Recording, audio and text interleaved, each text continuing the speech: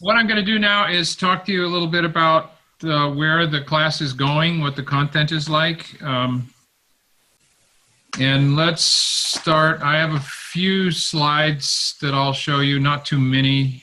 And I'll stop every, I don't know, 5-10 minutes and check in, see if you got questions. But there's not too many of us. And if you have a question that, you want, put up your hand, I will call you at the earliest opportunity. Put it that way.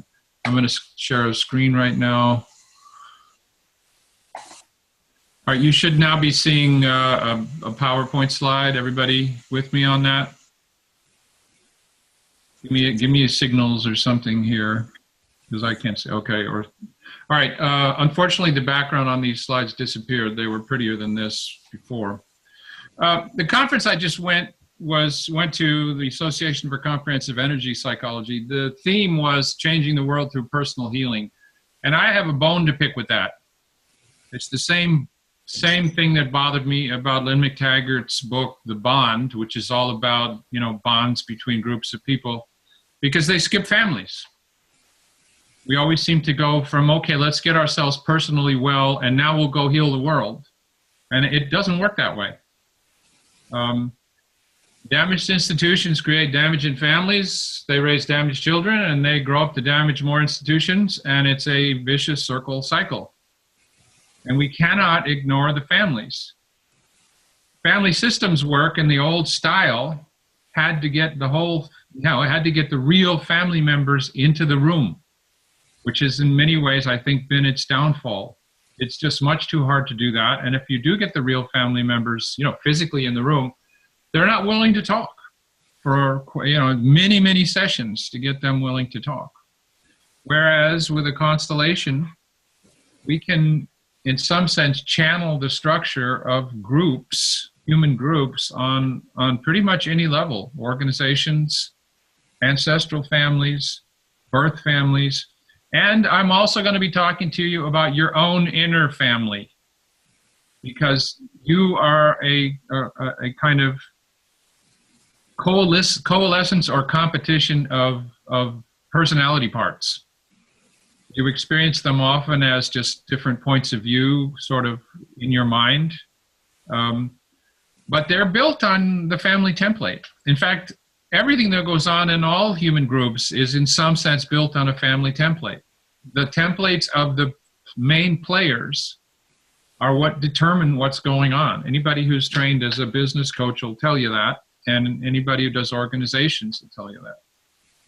So we really have to stop this cascade of trauma. And to do this, we need to see ourselves as social organisms who form, quote, families, unquote, that are embedded in one another on different scales. Now, this is the menu, not the meal. This is just kind of an overview I'm giving you. I went through a lot of stuff. I had a 3-hour pre-conference at this convention, and then a 2-hour learning lab. And we really went fast and high. I think it was clear to people, but it was also clear that I was not doing the details. This course does the details. This basically starts telling you the how-to. It's the book and this course are the only thing that I know of that, give you lists of techniques and likely stages, and in addition to some fairly profound theory or whatever you want to call it. So the big vision is this. We link ourselves into social group intelligences. We have something called the social empathy system. This is hardwired in our neurology. The social empathy system is the first thing that works in a newborn baby, and it's already cranking. It's working. When you smile at a child, that child smiles back because that child has mirror neurons. It doesn't really have an intellectual understanding of what's going on, but we are wired up to hook into one another in social groups, and these social groups, they are largely unconscious. If we look at the level of organizations, ancestral families, birth families, and individuals, what's going on is trauma scales. The word scales means it behaves the same on different levels of size or complexity. Trauma is doing pretty much the same thing on all these levels. it cascades. What that means is damaged institutions create damaged families, which create damaged inner families and individuals who grow up and create more damaged institutions, and it's just a vicious circle, and it's a huge one. When I was first exposed to Mark Wolyn's training, family constellation training, and we started to see over and over again these horrifying genograms, just filled with trauma of all different kinds. I really had a painful kind of vision that all the chaos in the outer world, all the power struggles, the greed, the weapons manufacturers, our political system, all that chaos is mirrored in the family in terms of these traumas. And the two of them are basically hand in hand supporting one another. Trauma does the same thing on all four scales. It disconnects our subconscious social group intelligence from our rational behavior. We'll be going into all this in great detail. Another way that trauma scales is that in personal, in terms of your inner family, trauma emerges later in individual lives. It's there's a drive for wholeness. In ancestral families, it emerges in later generations. But it's doing the same thing. It's hanging around in the system, and it comes up for healing. And I think we are doing one more here, and then we go back to looking at my face again. The method here really is very simple. I've been 4 years now, I've been about 8 years in family constellation work. It saved my life. You'll see that when you start reading the book. And 4 years now, heavy into energy psychology. So what I'm calling family energetics, it's like dysfunctions on any level, organizations, ancestral families, birth families, or your inner family of personality parts. They are tangles of confused competing parts bound together by some shared purpose. They're part of some organism and they really need to work together. But for various reasons, trauma leaves them disconnected from one another and unable to work together. So if energy psychology techniques work when you just sit down with a person and you start working on personal trauma or whatever, if they work, that's great. But if they don't, or if they're slow, or if the changes don't last, or if you have this strong sense that it involves, and ancestors as well as just the individual person, break out the key parts. I mean, that's what a constellation does. In the most general sense, it looks for the key players in some kind of dynamic that's blocking the client. Client has some goal, the client has some desired positive change that he or she would like to see happen, which has been difficult to achieve. A constellation sets up, breaks out into people or objects on a tabletop. It breaks out a pattern of ancestors or inner family parts or both. So we set up the goal, we set up what's blocking it. What's blocking it maybe turns out to be mom, and so on. And we arrange these parts in space, and we give them the space so that we can tap on who needs what. I have a client, I spent probably about a year with a client. She had a kind of 6-year-old part that was just really badly abused and in freeze mode as far as our sympathetic nervous system. I mean, she was really shut down and in pain. She had a 12, 13-year-old just around puberty that raged, that was violent. And she's a brilliant coach. She's a very accomplished woman. And yet in her private life, she's struggling with these parts. So it doesn't take much to figure out that the 6-year-old, we need to tap on, even though I'm overwhelmed and scared and don't know what to do, I deeply love and fully accept myself. And the The 12-year-old, we need to tap on, even though I'm furious and I'm enraged and it comes out sometimes when it's inappropriate and I don't know what to do about it, I deeply love, and we're doing EFT or EMDR or something like this on it. And then what people forget about a lot of the time is that the outside person who's trying to have the life, who's somehow supposed to be the guiding light of this, is struggling with these inner people. You know, like, I've had it. You know, here I am after dinner, I shut down and get really scared, or I get inappropriately angry at some client or some situation.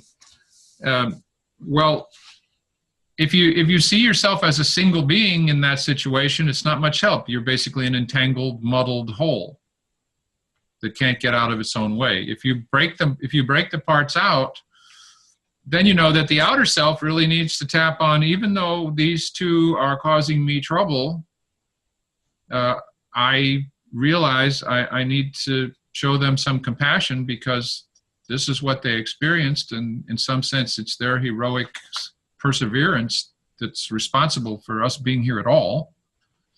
And so I'm going to try for some compassion here, and I deeply love and fully accept myself. Tap, tap, tap.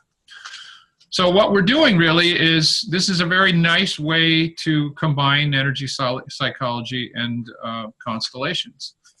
And not just family constellations, any kind of constellations. What you're doing is you're sort of breaking this entangled whole apart. If you're good at it, you will pick out the key players that are creating the tension, and you're letting them clear. You're letting them speak. They're letting them say, you're always the little one that's all frozen. It's like, I'm very scared. I collapse. I don't like what we're doing. It's too scary for me. The outside person needs to, like, yeah, okay, I hear this, but it's over now. Tap, tap, tap. That's really the method in general. Let's stop this now.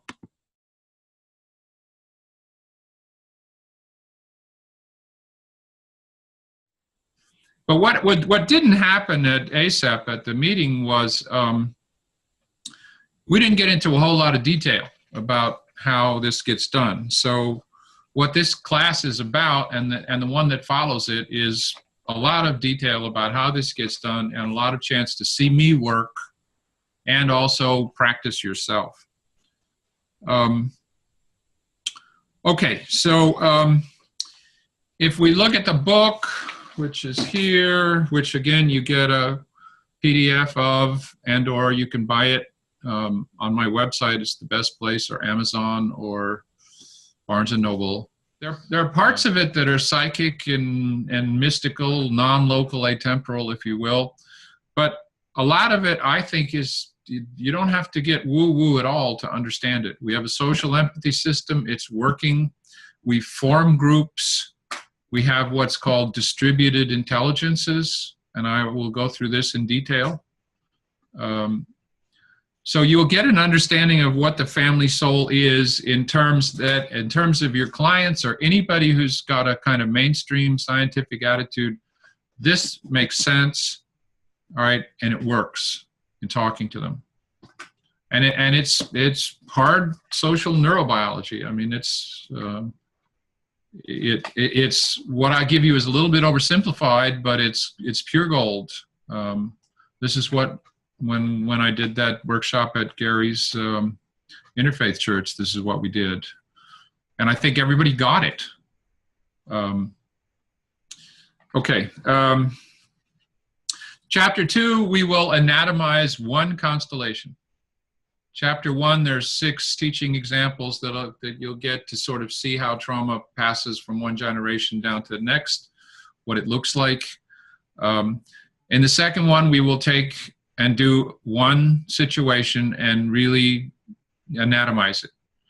In the process of anatomizing it, I will give you the names of 9 different techniques and several stages of a typical constellation. These are training wheels. You don't necessarily need to name them or whatever, but nobody, in all of my training, nobody ever named these things. And that's easy enough to name them. I mean, it's not going to kill us to have some conceptual grounding for this. Because when you get there, you know, and you're sitting in some group and you're trying to do a group constellation, and people tell you, preserve the phenomenological stance, that really doesn't help you very much. I'm going to tell you something different, which I think is much more graphic and makes much more sense.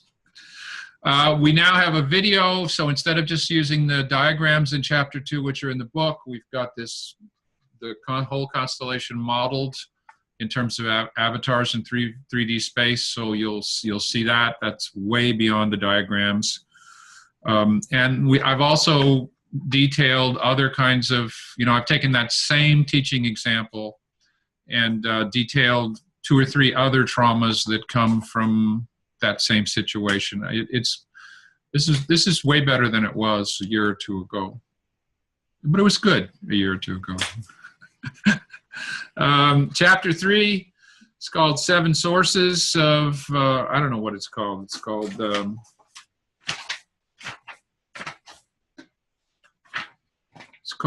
The Sources of Hidden Loyalty, How and Why They Can Affect Your Own or Your Children's Lives. So we'll talk about the kind of 7 primary sources for cascading trauma, hidden loyalties, for traumas that, you know, what this means is grandpa and grandma had an experience which they never were able to process. It was powerful. Because they did not process it, it lives in the family system, just like personal trauma lives in your individual family system. And it shows up in a later generation in some analogous form. This chapter also asks the questions which almost never get asked. So it's common in family constellation circles to hear this statement: everyone who belongs to the everyone who's a member of the family has an absolute right to belong. And that's very nice, except it's impossible to list who might belong to a family. There's no way to do it.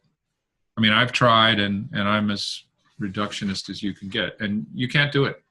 You come back to this statement that anything that powerfully anybody who powerfully affects the fate of members of that family tends to become a family member, and therefore has these, you know, rights to belong, if you want to call them that. I'm not sure these are the best words, but. And the other one, and the other big question is, well, how serious does the trauma have to be in order to be big enough to cascade downstream through generations? And you come back to the same kind of thing. There's no hard and fast answer to that. You can't draw a line. If you are psychologically inclined, which a number of you are, you know that one person's experience is the same experience is traumatic for one person and not at all traumatic for another person. Trauma is overwhelmed to a nervous system. It cranks up the sympathetic nervous system, shuts down the parasympathetic, and it does things. It leaves these traces. So how big does it have to be to, you know, cause something later on? And the answer is, it has to be sort of serious enough to affect the fate of the family in such a way that it's serious enough. And there's kind of no other way to do it. We learn this by looking back. And the only way we know that constellations make any sense is if they work. All right? And so many of them have worked so well that even though we don't have like laboratory quality evidence, though I'm starting to work with some people on that, it's too powerful to ignore. I mean, you know, we use quantum theory and we still don't understand how that works, really. That blows the normal minds of people's completely. So that's chapter 3. Chapter 4 is a whole big fun thing called home altar constellations. Home altar constellations are tabletop constellations. You can break out the parts of a human group, of a system, your inner family, your birth family, your ancestral family, some organization. You can do that in terms of people in a workshop. So the people would you be my father? And someone's standing out there to represent dad. Someone's over here representing the goal. Those people become the system. They feel into it. They're given certain instructions, which I will tell you about in detail. But you can also do this with what we call object persons. Call them object persons because I come from a shamanic perspective, and the world is alive and conscious, and these aren't just dumb rocks. They aren't just things. The English language is terrible in a way because there's no way to talk about, outside of us is it. It's not an it. It's not a him or a her or an it. We don't have words for this. But we can do, and let me show you very quickly here. We're going to slides. Yes, we are. We're going back to the screen share. So far, I'm managing. Here it is. Boom. If we go back to the screen share and we slide down one, here is a simple tabletop constellation. And this is a real one. This is a lady, a young woman who does not feel safe in the world at all and wants to feel safe. Her goal is safety. I asked her to intuitively, without thinking about it too much, pick something to represent mom, something to represent dad, something to represent herself, and something to represent safety. And this is what came out. First shot out of the bag. Now, do those symbols speak to you? I mean, do we have a big question in our mind why this person might not be feeling safe in the world? Mom is this big, large, feminine symbol, right? Safety is a little baby slipper. Our client, a female, is also a container, but she's been squared off, right? She's rectangular. So if you took a bowl and you sliced the sides, you'd get her. And right there in the middle is this great big kitchen knife, which is dad, with the sharp edge pointed towards her and standing right between mom and the client. And kind of threatening the direction from the client to safety. Now these are just symbols, and instead of saying to you, preserve the phenomenological stance, I'm going to say to you, pick up these symbols like blossoms. Just look at them, pick them up, put them in a basket, and don't make too many bouquets right at first. You'll see this. So the home altar stuff is basically, I came out of shamanism. We used altars all the time. So early on, I was doing weekly work with some clients, and I said, well, why don't you set up a constellation, get a place in your house, set up a constellation, and go and visit it a couple times a day. So a home altar constellation is a tabletop constellation typically done with ordinary household objects, which are full of symbolism. And it happens in visits. It happens over time. There's tremendous advantages to it happening over time, because you go and you spend a little quality time with it, a little meditative time with it, and then you go away and you go about your business, or you go to sleep, and your subconscious goes to work on it. And believe me, that's very powerful. Guess what? If you've facilitated group constellations, guess what you don't have now? You have no time pressure. If you're doing it on your own, which the home altar class will take you through, everybody in the home altar class, which follows this class, does their own home altar constellations. Those who want, send in pictures, and we all help. We all look at a constellation every class and work with the person. But there's no time pressure. There's no client pressure, and you've got this whole rich array of symbolism. If you used little figurines here, you would not be seeing what you're seeing here. The figurines that I started out doing constellations with, or the footprints, or the pieces of paper that are commonly used, they don't have this kind of symbolism. And believe me, if once you sort of get your client into the fact that she or he is not supposed to be using her mind, we'll use our minds later. If our minds knew the answer, we wouldn't be doing this. So this is just much richer. I never went back after this. I still have the figurines. They sit on one of my chest of drawers, but I never use them. Because this stuff speaks volumes right away. Okay, so that's chapter 4, and then chapter 4, the home altar chapter. Basically, we follow this class up starting September 28th with a 7-week home altar. It's really a practicum. Everybody who wants to sets up their own constellation, sends the pictures into Facebook, and we all help. We all look at them. We all help process them. It's really a very powerful experience for people. And frankly, if you've been trained in group constellations, I really recommend this, because it's going to take certain kinds of pressures off of you, and you're going to have a chance to develop. When I first started and I went straight into workshops, constellations, it was very scary, because you're sitting there and you've got all these people, they've paid you some money. You really don't know exactly what's going on with all these people out there, but you feel compelled to somehow do something. And those pressures really get in the way of developing your sense of the field. Because in a group constellation, you really have to sit quietly and wait for it to emerge and be in that state of, I have no idea what's going on here, and be comfortable with it.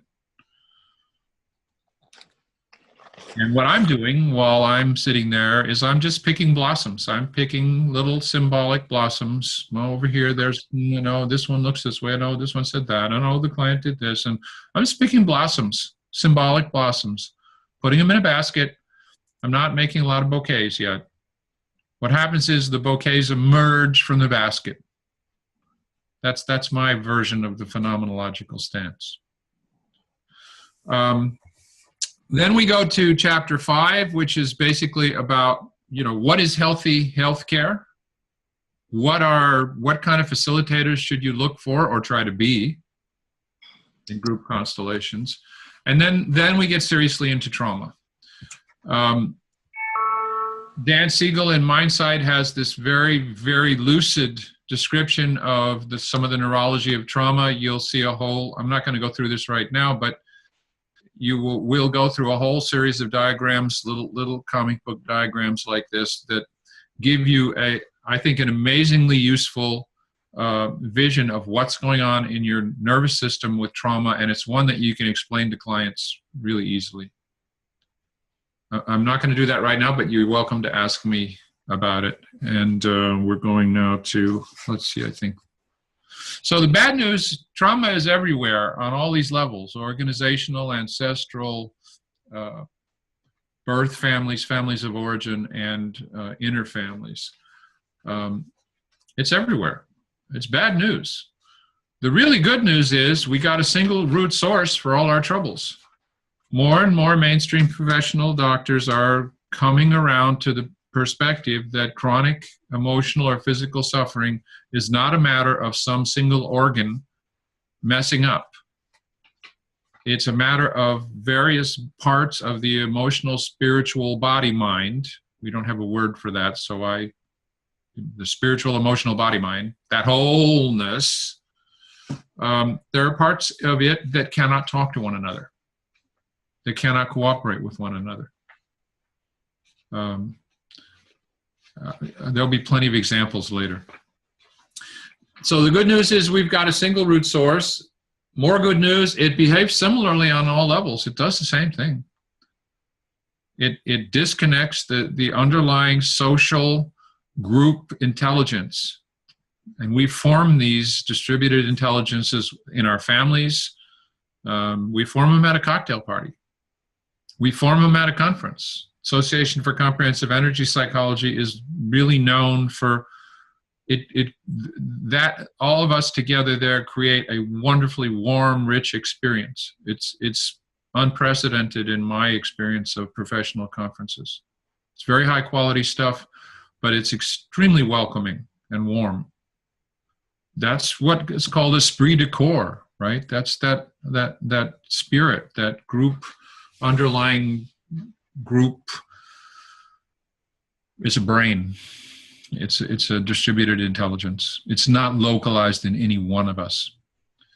It behaves similarly on all levels, and the great news is similar low-tech, accessible, inexpensive tools like energy psychology and constellations work to fix it on all the levels. So there's bad news, but there's some very good news too. Okay, so we went up to chapter, I'm going to go on for another minute. When we get through chapter 5 basically is trauma. The kinds, how it works, bonding, resonance. And again, I'm coming from a very systems theoretic, ethnobiological perspective here. It's not woo-woo. I have 5 bullet points that define the family soul. Only one of them has anything to do with anything psychic. The rest of them I would defend as empirical as you could want.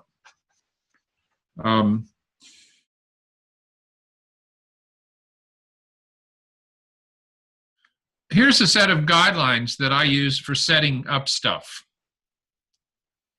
And I just kind of rolled through these at ASAP because there wasn't any time, but use space.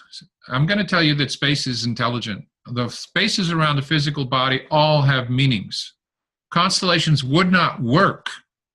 Group constellations would not work unless it meant something that 2 people were back to back or would not look to one another. In front of you is the future and that which you're moving towards and that which you're paying attention to. Behind you is that which is chasing you or that which is supporting you or that which is behind you in time. Use ritual. Everything can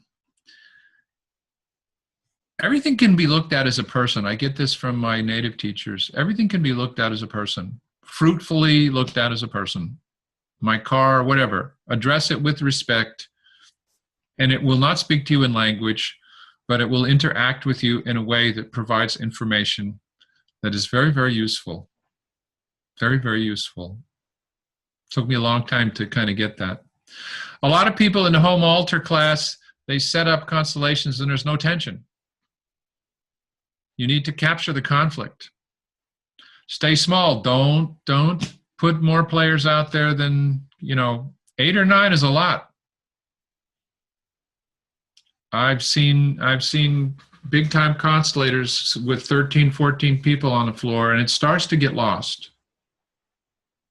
There's too many, you can't pay attention socially, pay attention to a system that big.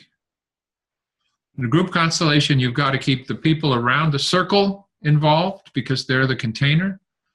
And if you go and spend half an hour doing something, as I've seen it done, the facilitator is spending half an hour pushing on one representative to accept this or do that.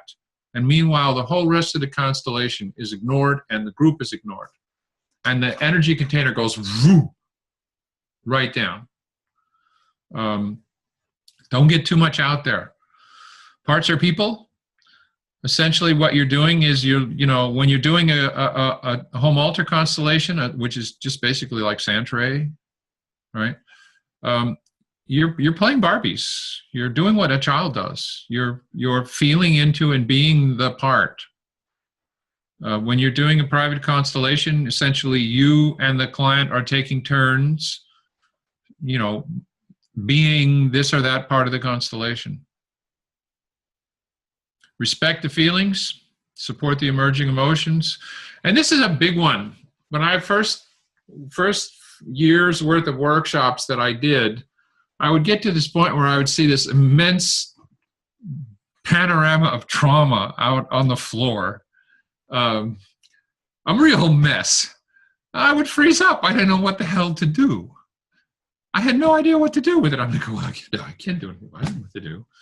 And then eventually something that Mark Willin taught us in my early training, just have them speak the secrets.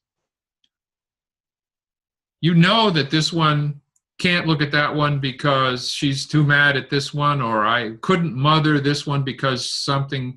So you just kind of, in a gentle way, say, could you try saying this? What would happen if you said that?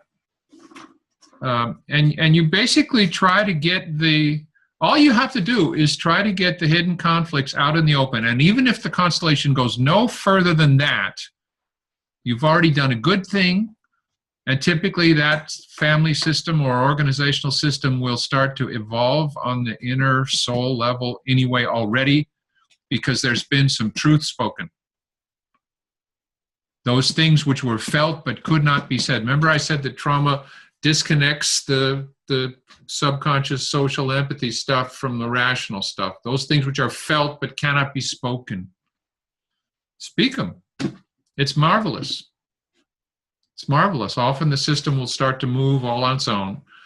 And then this last one is midwife resolutions. Please do not do what I've seen a lot of people. The orders of love is a bad translation.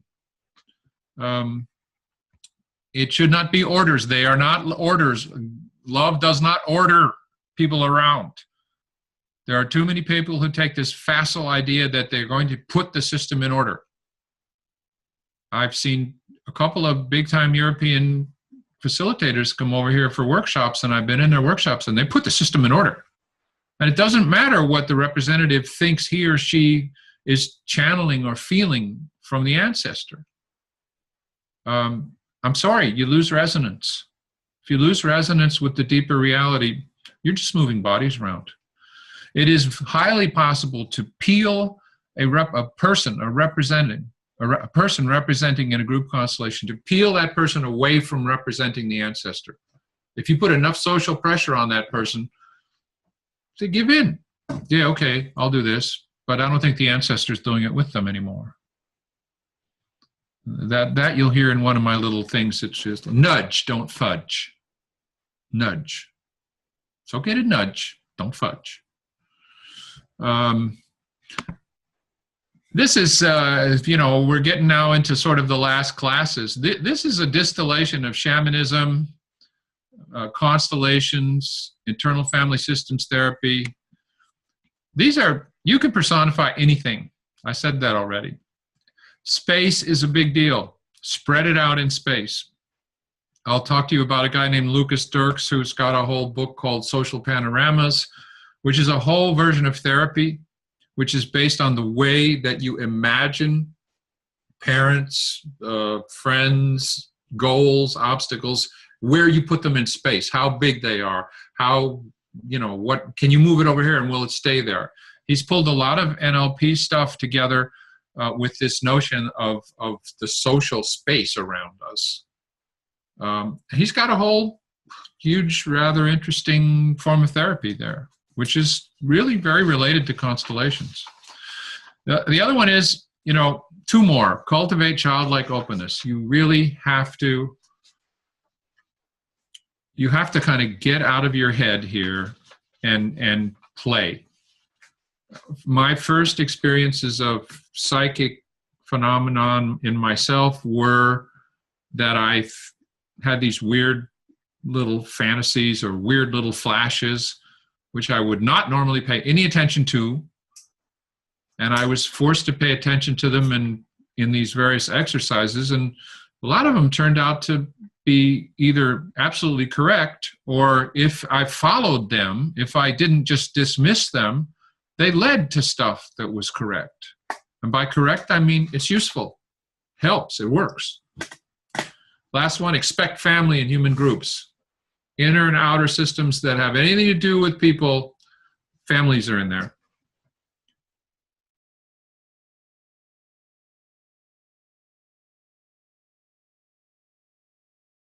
Okay, where are we? What do you think? Talk to me.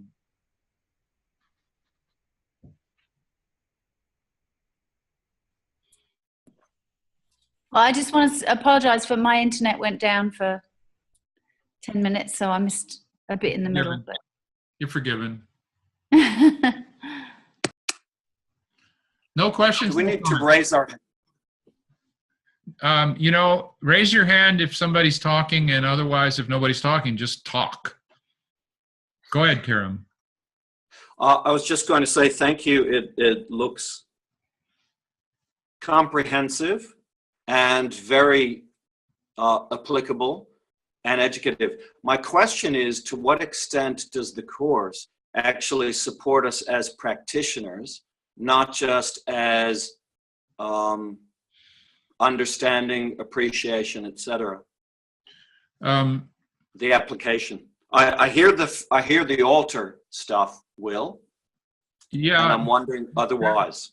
You know, I anatomize a constellation for you in chapter 2 in terms of the various stages, what you need to be trying to do during those various stages, what techniques you can apply when and why and how. This is very, very down to earth and practical. And then the thing is, we take those exact same guidelines and we flip over to the private constellation, the tabletop, the home altar, and we alter those guidelines a little bit. It's the same stuff. Same exact stuff. Same kind of stages, same 8 or 9 techniques now that we're applying them a little differently, but same stuff. I started out as a cognitive scientist, and the game that we played was how do we create algorithms? How do we create, how does the brain understand a metaphor? We weren't talking about neurology. We were building more like computer models, and the computer models were pretty damn crude. So, the game that I've played all through my life is to figure out kind of what the underlying pattern is and what people are doing, and then make it explicit. So the 9 techniques in chapter 2 and in chapter 4, basically they're all the things I saw my teachers doing, but my teachers never named them. They never gave me a list of them. It's not their thing. That's my thing. Do you know what I mean? That's the way I work. So I believe you'll find that this is very powerful practical training. And again, I'm of the opinion, I haven't sold it to the rest of the constellation community yet, but I'm of the opinion that really, in addition to the group trainings that people take, they really ought to do the home altar work.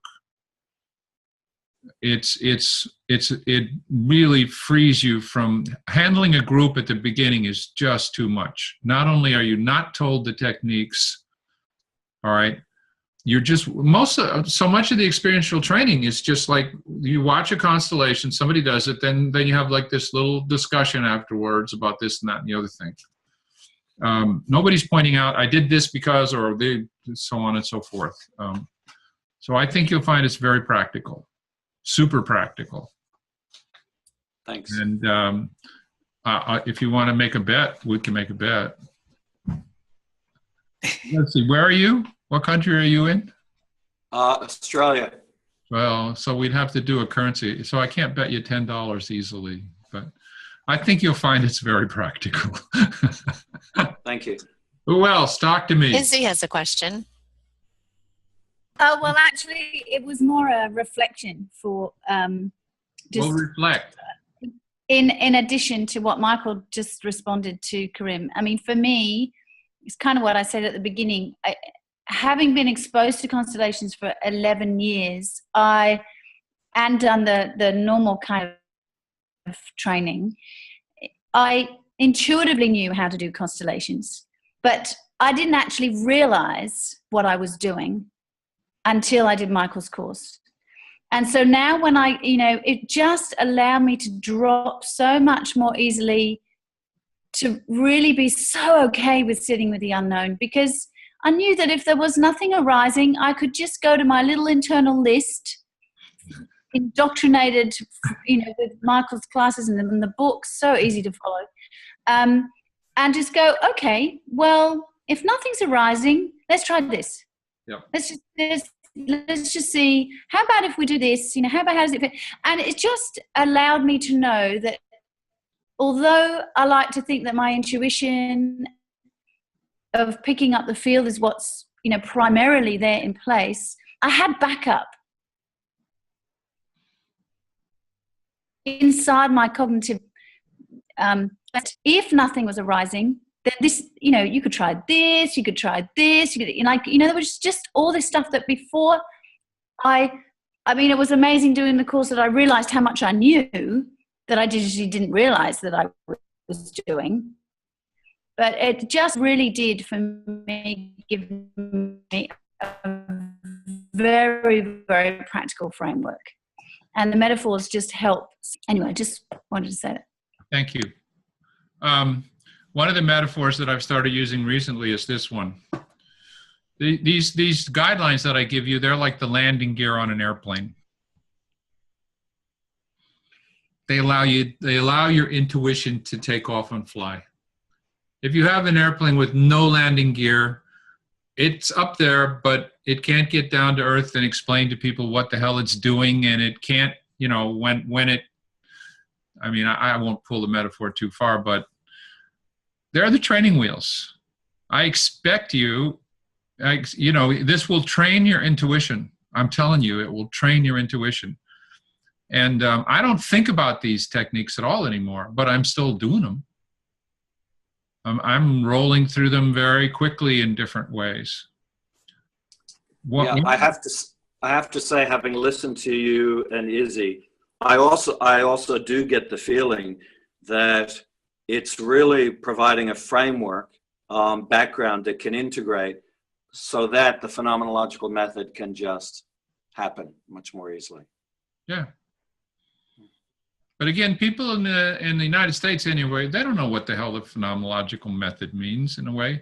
And the explanations of it don't make cognitive sense. The explanations are, I'm only seeing what is. Nobody sees what is. Everybody. That's because we're all in our head. Most of us are in our heads or our hearts. We're not in our full bodies. Well, that's true. But even if you get past that, you're still subjective. There's no way around that. There isn't any objective stuff out there. All right. The best we can do is work towards an overlap of our inevitable subjectivity, right? And build out of that some kind of communal understanding. But it's not given. There's no.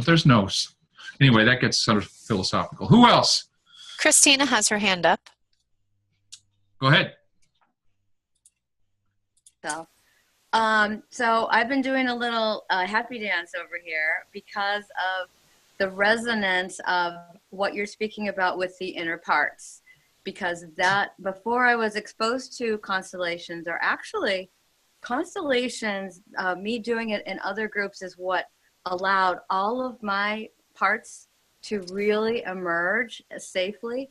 And it didn't, but I wasn't given that context there. It was always about someone in your family line, like a real specific person. But so all of my work the past 4 or 5 years has all been about my inner characters, is what I call them. And I use altars a lot with my clients, and what I'm creating is a program to help people really get their inner peeps in line so that they can move together as a unit. And I have a performance art piece that's all done around this.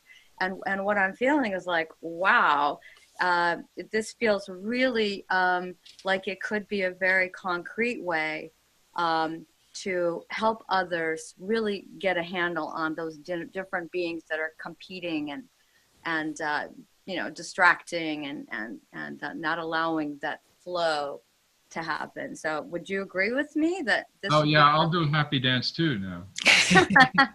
Yeah.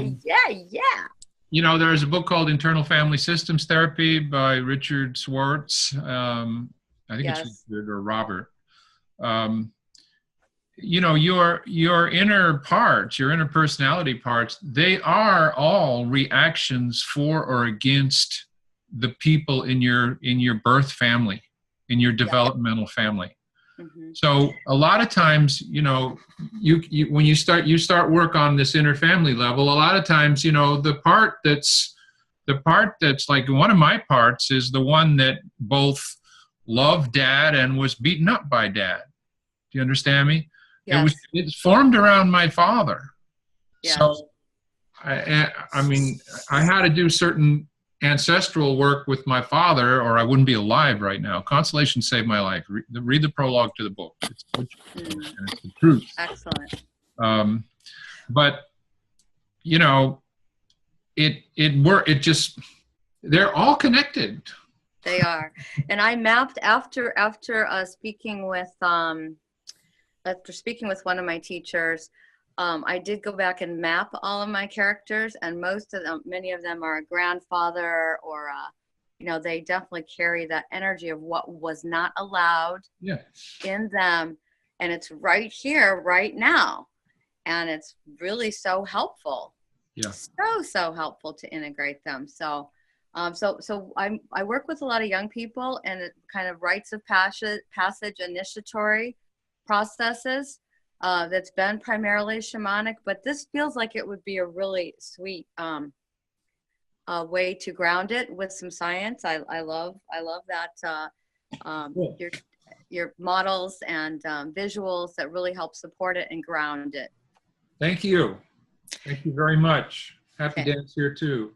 Who else? Anybody Michael, else? are you able to see the chat box? Maria has a question for you in the chat box. She's not able to do audio. Hold on. It's at the very bottom. Hold on. Oops. Okay, the question is, have I been able to successfully practice across culture, race, socioeconomic backgrounds? Certainly people from different countries, certainly different genders, certainly different ages. I don't get access to Native Americans. I don't get access to Black Americans. I don't know of any reason why this would not work. It's a very concrete, action-oriented method, but I can't go further than that in terms of what I've actually experienced. What else is here? I'm looking at this right now. Yeah, okay, the question here is, family similar to whole-on from integral theory? Everything is a whole-on. Everything is a whole composed of parts. Which parts are wholes composed of parts? I mean, there's kind of no stopping it. On every level, it's the same thing. It's fractal. How long will we have access to the videos once we've taken the course? At least a year, but the thing is, just download them if you want them. Basically, no, wait a minute. We're putting them on YouTube now. Right, Sandy? Yes, I was just typing that as you were answering that. Yeah, they're on YouTube, so there's no Yes. reason why they would go away unless YouTube went away. They're privately accessed on YouTube, just to make Yeah, that. they're private. That is to say, and we ask that you don't spread them around. But they're not. No, I'm sorry. They're unlisted. They're not private. Private means you have to invite the people. Unlisted means it's not going to show up in a search, but if you have the URL, you can find it. I'd just like to say, Michael, thanks. I'm really excited. Looking forward to doing it. Good. Thank you. I appreciate that. I just wanted to say one more thing when the question was about cultural, that I know at least two people who do. There's, of course, Francesca Boring, who does a lot of Native American stuff. Yeah. And then Danny Doyle here is an incredible Aboriginal guy who does constellations with his mob everywhere all over Australia. So it's very multicultural. I just wanted to say it. Thank you. This is kind of a quick overview and maybe also a sense of how I teach and talk and present things. I work hard to give good graphic examples. I don't have too many of them here, but they exist. I don't know. What do you think? Where are we? Your turn.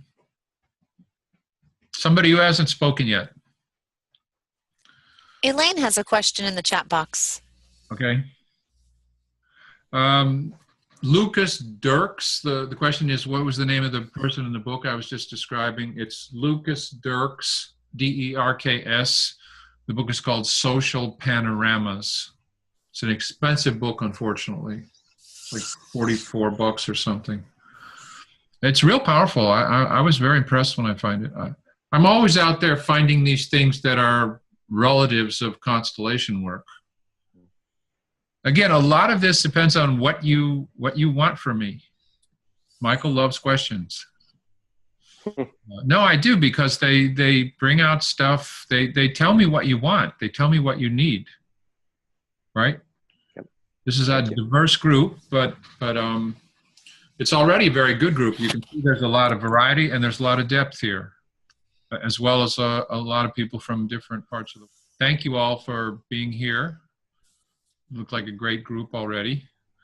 So I hope to see most or all of you in a week, when I'm pretty sure we'll have some other folks here too.